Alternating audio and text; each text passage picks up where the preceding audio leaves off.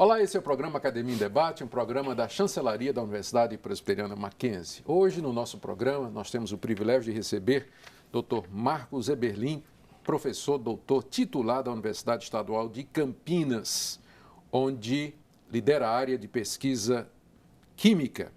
Dr. Eberlin é um químico conhecido no Brasil, inclusive uma das suas pesquisas levou à descoberta que hoje traz o seu nome como reação de Eberlin. Membro da Academia Brasileira de Ciências, é comendador da Ordem Nacional do Mérito Científico, autor de mais de 300 artigos científicos, com mais de 3.000 citações. A lista é muito grande, doutor Marcos, para que nós citemos aqui. Muito bem-vindo ao nosso programa, é uma alegria recebê-lo. Dr. Marcos Eberlin tem viajado pelo Brasil, falando em diversas universidades a convite sobre um tema extremamente interessante, que é o tema do design inteligente. E é sobre isso que nós gostaríamos de falar aqui no nosso programa. Doutor Marcos, acaba de sair um livro, o título é Por que a Ciência Não Consegue Enterrar a Deus? É um livro que, inclusive, está sendo publicado em parceria da Universidade Presbiteriana Mackenzie com a editora Mundo Cristão. O autor é Dr. John Lennox, que é um matemático conhecido da Universidade de Oxford. E o título é, eu sei que o senhor não teve tempo de ler ainda, o livro acaba de sair. O título é bem provocativo. Por que é que a ciência não consegue enterrar a Deus? A ciência tem esse desejo, Dr. Eberlin, de enterrar a Deus? E o pior é que tem. E eu acho que tem sim. Vivendo no meio acadêmico, entre os acadêmicos, a gente percebe que esse desejo existe, é real, há tentativas nesse sentido. E por que isso acontece? Porque a ciência nasceu com a imensa maioria dos cientistas acreditando em Deus. Pois é, e hoje eles querem... Os pais da ciência, os pais da matemática, da química, da física, da mecânica quântica, todos ao observarem o universo, eles tiravam como uma conclusão clara, nítida, todos eles, de que Deus realmente existia. E os fundamentos da ciência, as suas bases, foram todas estabelecidas dentro desse princípio, dentro dessa visão, dessa conclusão. Mas em 1859 o paradigma mudou. Um homem escreveu um livro, um químico fez uns experimentos e, achando nós que estávamos sendo iluminados, mudamos de opinião. Agora nós vamos explicar tudo através de forças, matéria e energia. Deus não existe, isso é ignorância, é medieval, é obscurantismo. E com essa nós saímos e por 150 anos nós temos falado que vamos explicar tudo através de energia, força e matérias, mas a gente não tem conseguido. Então, há um desejo da ciência de enterrar Deus. Existe alguma coisa no conceito de Deus, a ideia de um ser sobrenatural, todo-poderoso, invisível, que criou todas as coisas e está presente aqui? Existe alguma incompatibilidade intrínseca entre isso e o método científico? Não, incompatibilidade nenhuma. O método científico é capaz de trabalhar com forças, com energia, com matéria, e ele é também capaz de detectar a ação de uma mente inteligente nesse universo. Mas nós excluímos essa possibilidade. Em 1859, a ciência decidiu banir a possibilidade do sobrenatural. 1859? 1859, quando o livro foi escrito. A teoria foi aceita. E o que acontece hoje? A gente acha que realmente Deus em termos de ciência, Deus, nós sepultamos Deus. E a gente anunciou que nós sepultamos Deus, mas os dados não permitem essa conclusão. Então os cientistas hoje vivem um grande dilema. Eles anunciaram que Deus havia sido sepultado, que nós vamos explicar tudo através de forças, de energia, de matéria, que tudo, até a piedade de Madre Teresa de Calcutá, nós vamos explicar com forças, energia e matéria, mas a gente não consegue. E esse dilema faz com que a ciência tente enterrar a Deus, porque a sua tese é que Deus não existe, que o sobrenatural não existe. Mas os dados hoje, como nunca antes, nos levam a uma conclusão totalmente oposta. Falar em dados como nunca antes, eu ouvi que acaba de ser feita a descoberta que dentro do código do DNA existem outros códigos dentro do código do DNA. Isso é uma das grandes provas de que realmente uma mente extremamente inteligente arquitetou a vida e o universo. É a informação que rege a vida. É um dos grandes requisitos da vida que nós descobrimos através da ciência, que a vida é baseada em informação e da mais alta qualidade. Então, quando a gente vê o DNA, não é um nível só de informação, são vários níveis de informação. É informação, é meta-informação, é informação que rege a informação. São algoritmos que estão escritos, encriptados, zipados dentro do DNA.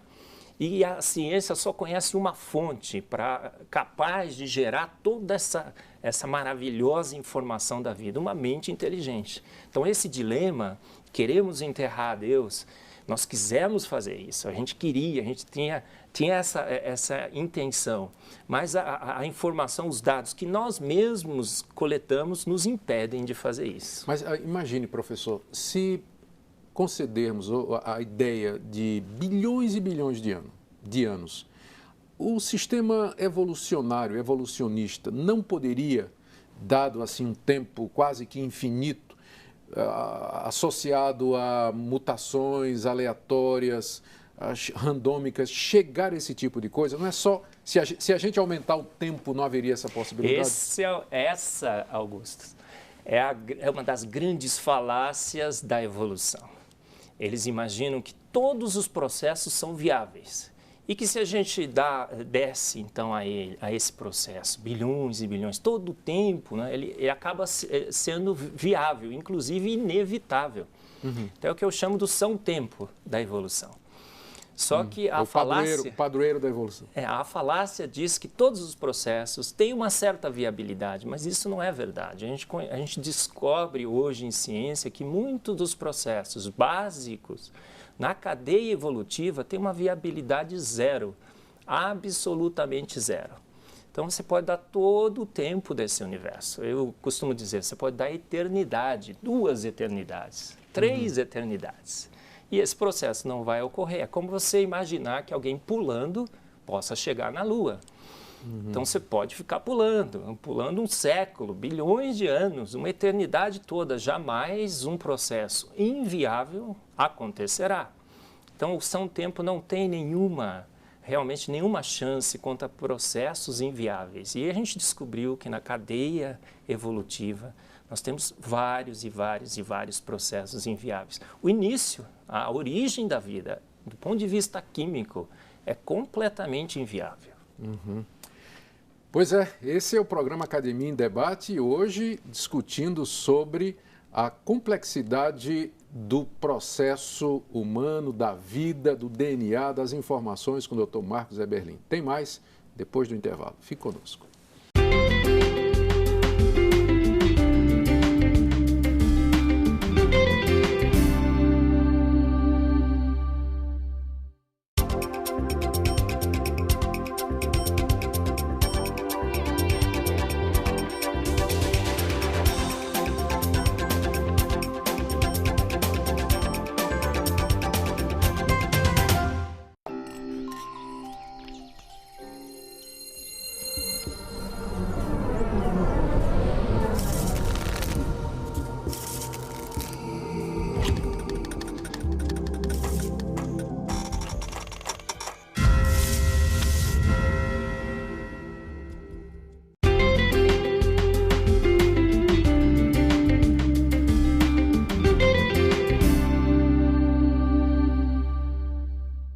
Estamos de volta com o programa Academia em Debate, hoje com o Dr. Marcos Eberlin, químico famoso, conhecido no Brasil, cientista destacado, que está no nosso programa respondendo sobre a complexidade da vida, design inteligente e outras questões relacionadas com a sua área de atuação.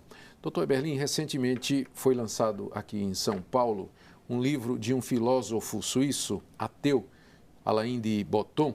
O título é Religião para Ateus. E nesse livro, o Dr. Botton, ele faz uma crítica a Richard Dawkins, que é conhecido como um neo-ateu fundamentalista. Eu vou ler a crítica. Ele disse assim, literalmente, não adianta o Dawkins ficar repetindo que as pessoas são estúpidas por acreditar em Deus, pois a ciência não resolve algumas coisas das necessidades humanas, como consolo, comunidade, moralidade e compreensão. Ou seja, para esse ateu suíço, Deus não existe, é verdade, mas religião é uma coisa boa. O que é que você acha? Eu acho que realmente a ciência tem limites. Nós, num certo ponto, né, anunciamos para o mundo que a ciência ia ter resposta para tudo, para literalmente tudo. E a gente descobriu com o passar do tempo, né, através do exercício da ciência, que isso não é verdade. A ciência trabalha com uma dimensão do universo, o universo material.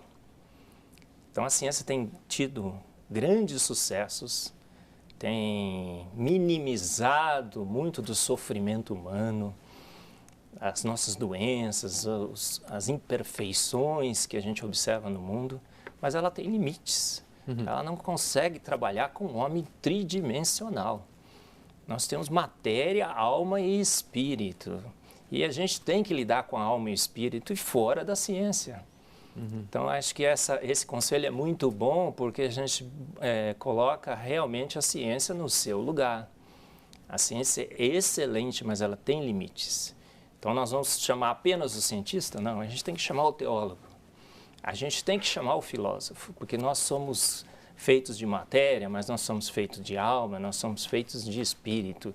E há muito da personalidade, do relacionamento, da constituição dos seres vivos, para esse muito a ciência realmente não tem resposta. Falar em constituição do ser vivo, você teve recentemente um debate com o Pondé, Luiz Felipe Pondé, conhecido filósofo brasileiro, psicanalista, e o título do debate foi Homem do Barro ou do Macaco?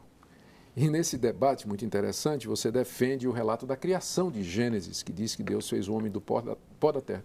Como é que o cientista da sua envergadura, da sua capacidade, consegue harmonizar todo o seu conhecimento científico, a sua bagagem de pesquisador, com o relato da criação de Gênesis, que diz que Deus fez o homem do pó da terra?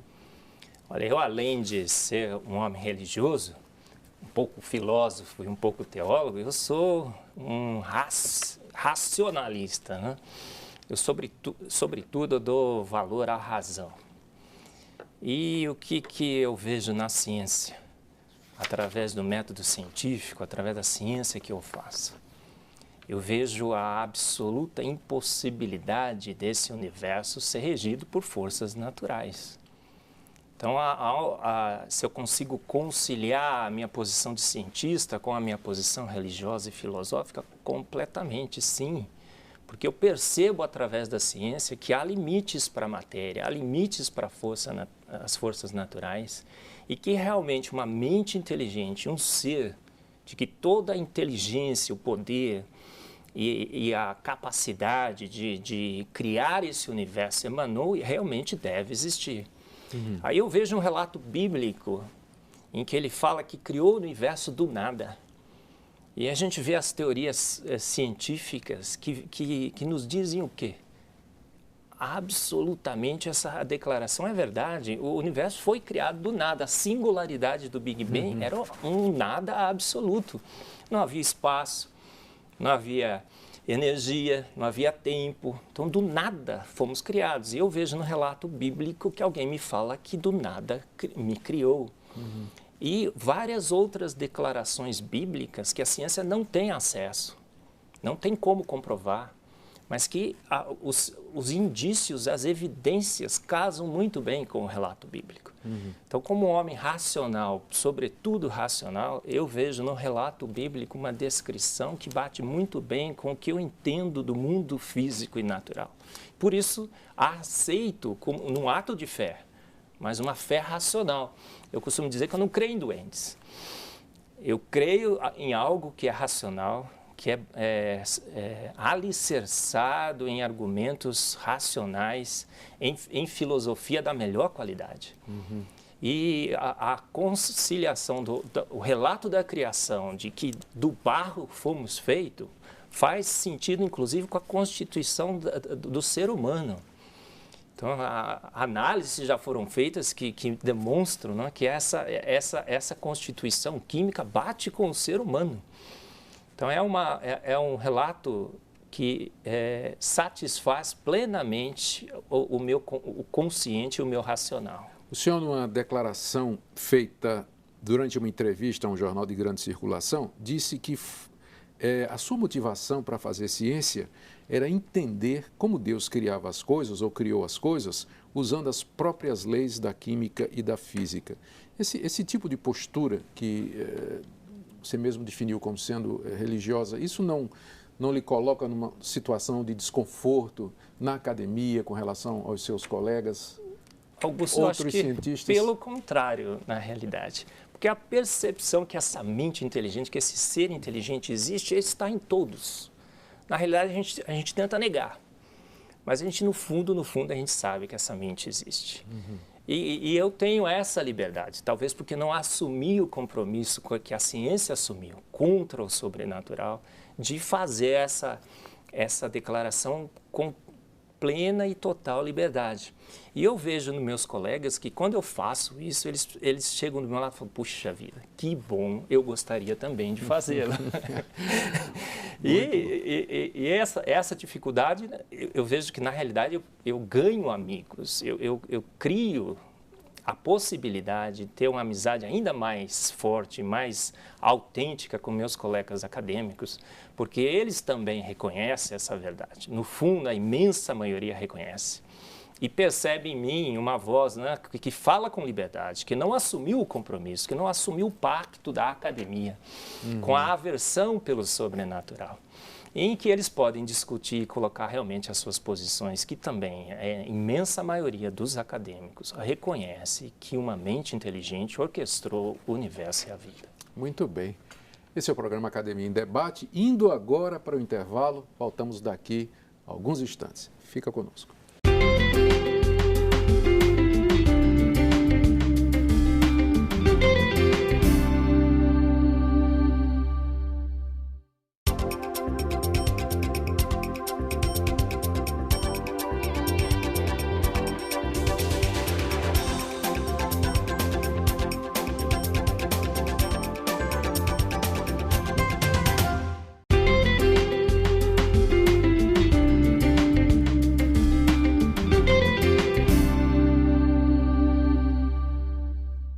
Estamos de volta com o programa Academia em Debate, hoje com o Dr. Marcos Eberlin, aqui no programa para falar a respeito das complexidades da vida, do DNA, especialmente da teoria do design inteligente e da relação entre ciência e fé.